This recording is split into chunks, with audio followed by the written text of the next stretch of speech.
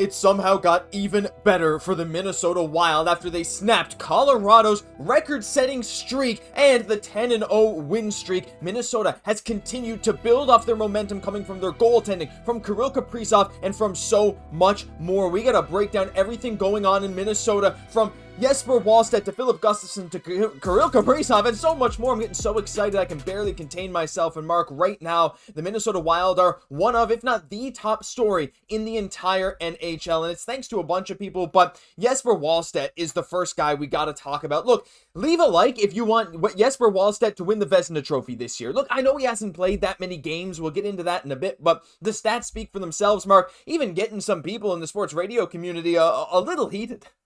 I mean, get walled, loser. Absolutely, and they did get walled. He's unbelievable. Jesper Wallstedt right now, and you can see Russo. He celebrates like he's won the Stanley Cup. He has not. Look, even Avalanche fans were coming to the defense of Minnesota Wild fans there, which is honestly...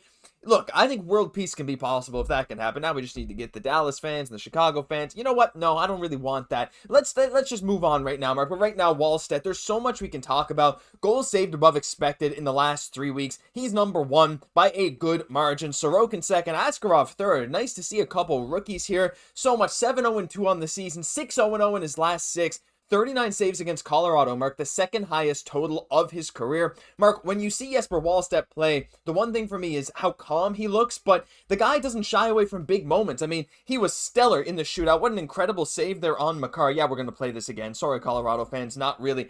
What are you seeing from him that is making this so unreal? And honestly, I think some of it has rubbed off on the team in front of him. Minnesota's playing more confident knowing they have him back there. And even Gustafsson being that other goalie, like these two guys, like you know when you have backstops like that, you're just in for a good time.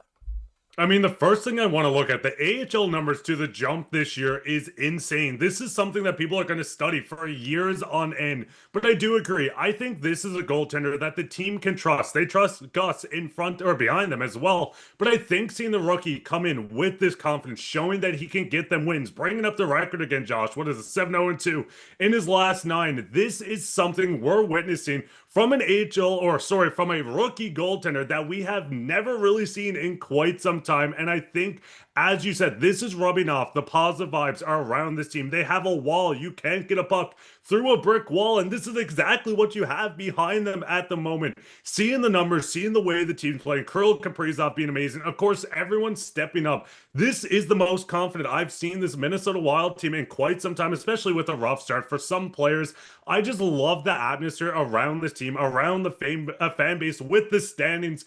Everything feels insane, and it starts with the goaltenders. 100%. It's incredible to see what good goaltending can do for your team's confidence. Now, this is being recorded, full transparency, before the game against Buffalo. But look, maybe you're watching it before or after, and like I'm hoping that the momentum stays going after that game. But you can see Wallstedt now leading all 3 major goaltending categories. We're just showing save percentage here, but he did take the lead, as you saw in this tweet, in goals against average. He's the only goalie below a 2 now, and he leads the league in shutouts. Like, insane stuff from him. So, shout out to Jesper Wallstedt, but like you mentioned, Mark, right now with the standings and with the incredible performances from the goalies, Minnesota is climbing, right? Colorado has been incredible this season. Look, it took, again, a shootout to put them away, but it was Kirill Kaprizov, and honestly, so many different guys in this team chipping in different ways that has helped Minnesota win 7 in a row, win 9 of their last 10, now 9-0-1 in their last 10, picking up 19 of a possible 20 points, gaining ground on Carolina, who we're now tied with, along with Tampa Bay, even though Minnesota's played one more game.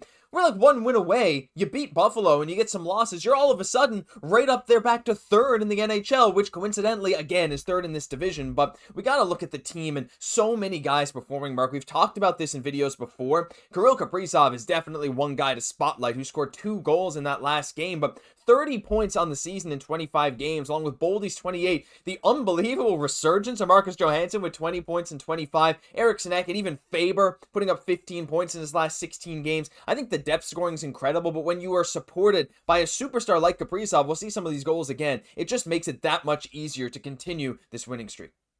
And I think that's the biggest thing. You have the elite talent. We've talked about Boldy Bunch. We know Kaprizov is going to go out in those big moments. We've seen the 2 goals last night. Going into the shootout, we see them win. This is a team that's getting production on every level. Marcus Johansson is a guy a lot of fans were down on coming to the year, having an incredible season for him on this cheap contract. We see what Kaprizov's doing. We see what the rest of the team is doing from the back end, from the goaltending, from the forwards. Josh, once again, looking at the standings, this is the toughest and worst division to be in hockey. And one of the reasons is because you don't want to play the Minnesota Wild in the playoffs. This is a team that is building something over and over again throughout this season with the scoring, with how they're playing in their last 10. You can see the L next to Colorado's name. We love to see this on the standing shots. Once again, I think the production is not only coming from the star players, because we know they're going to show up every single night. We know the goaltending has been there, but I love that everyone is chipping in different ways. You have guys leading the league in hits on this team. Everything they're doing just feels like it's brewing towards a even special thing that they're trying to accomplish this season. Yeah, that's a nice little shout out to Yakov Trenin as well, which is like, I mean, the dude's physical, but he's playing his role very well this year. Like you said, leading the league in hits, but also he has never been afraid to step up for his teammates. And I think the sense of community around this team is becoming even better, right? It's strengthened when you have a lot of guys that you know will be around for many years. Again, Kaprizov signing that massive contract, of course, but he's going to be around for so long. Yeah, some guys are on smaller, shorter deals like Johansson, again, Zuccarello approaching retirement, which always hurts me to say. But again, like we mentioned this in last video too, Mark, the fact that Minnesota's doing this without a Marco Rossi in the lineup while being a little bit banged up is honestly incredible. And you're still getting some production too, like up and down the lineup, like Zeev Boyum, and even with this fourth line, you got Nico Sturm back, and he's so happy to be back playing hockey, and he's playing some decent hockey as well. I think it's the top end talent plus the depth. I mean, do you see a world where Minnesota could realistically take over one of these top 2 spots in the Central? Because I absolutely do. Looking at the way this team is playing right now, these games, like, they're not flukes, right? Like, sometimes, yeah, maybe other teams get chances, we save them, whatever, but having goaltending